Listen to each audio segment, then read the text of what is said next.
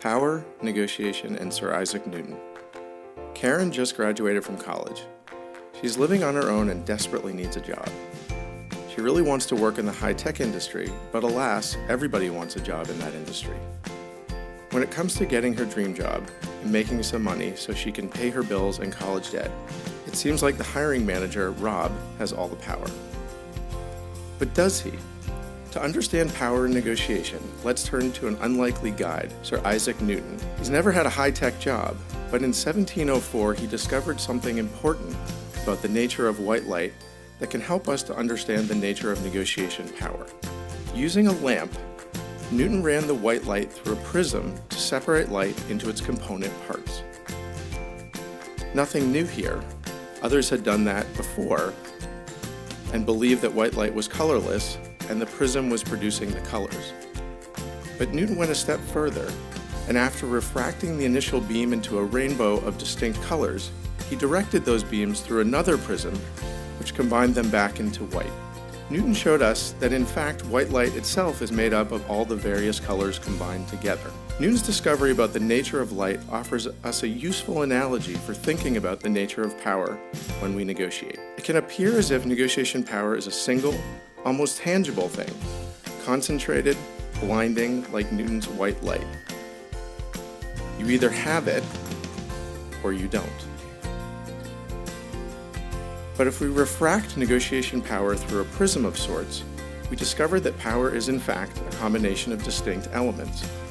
If you understand what produces or enhances negotiation power, you can increase your own. Because the bottom line is that negotiation power equals the ability to influence the other person. And your ability to influence comes from a few key places. How can this help Karen? First, let's look at the most traditional source of negotiation power, which is the strength of your alternatives. If the other person says no, or you can't reach an agreement, what are you going to do instead? Your best alternative to a negotiated agreement is sometimes called your BATNA. Here, Karen's BATNA doesn't look so good.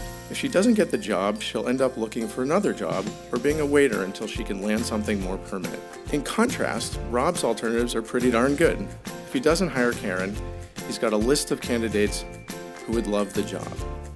The gap between Rob's strong alternatives and Karen's lousy ones is usually what we mean when we say someone is more powerful in negotiation.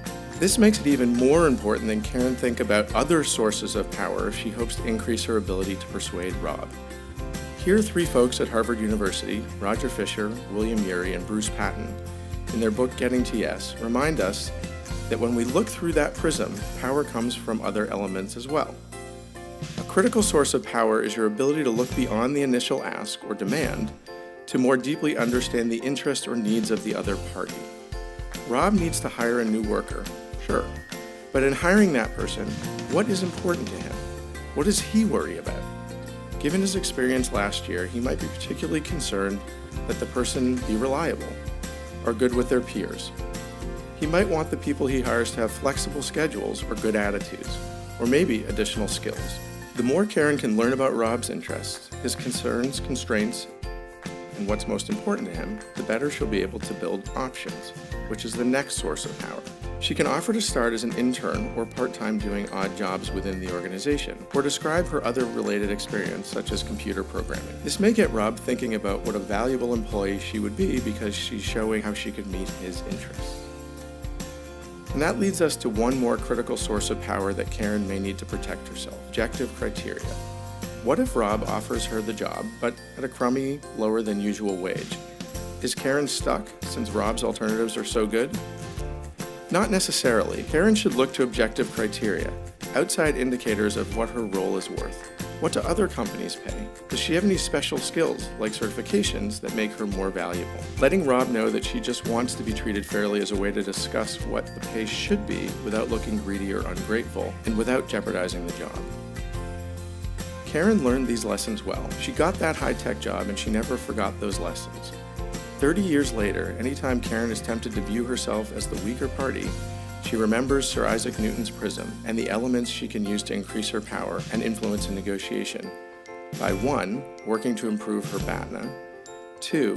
Listening carefully and asking questions to understand the other party's key interests and concerns, 3, crafting options that meet their interest as well as hers.